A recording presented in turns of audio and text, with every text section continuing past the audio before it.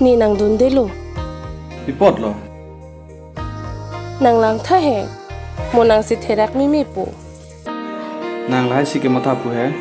Ki ke the. Ki ke lang no. Ni lai aja ta matha the. Tum bhai niang bong. Ning ching sam do lo te. Cholo. Tan cholo. Yirthe munit nang pa puling nang pa puna. La si ju da ma. chokan te nang le thang la ma ve pu te dadam nang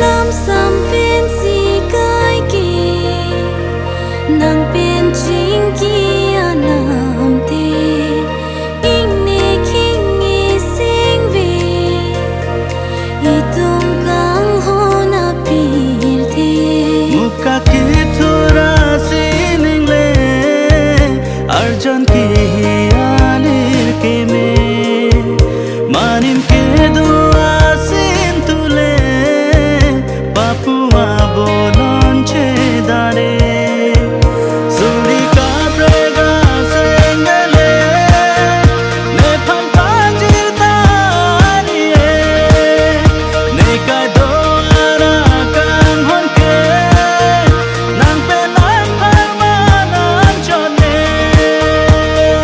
LAMSAM pen si kai ki nang pen ching ki anam te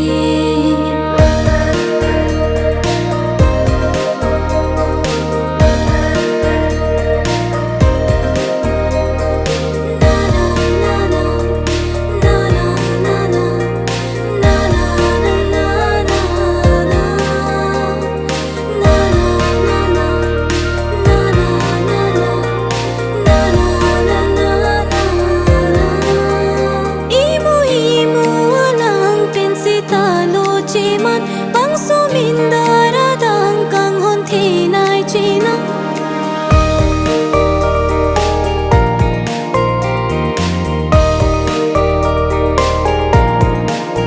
itong kariya hem mon sam pen ni kim nang do ana vora krem ili chingrai lo nang suri ka prega sengale ne phan pa jir tani ne ka do ara kan hon ke nang pe nang phang ma nan chon ne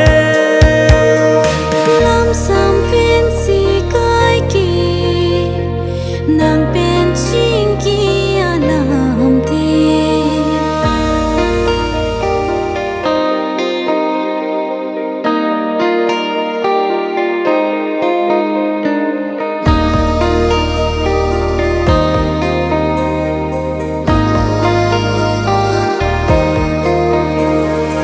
ning the aja ko lai tu mangong mit me anam ke sonaya kang ho ahok nang phan si ke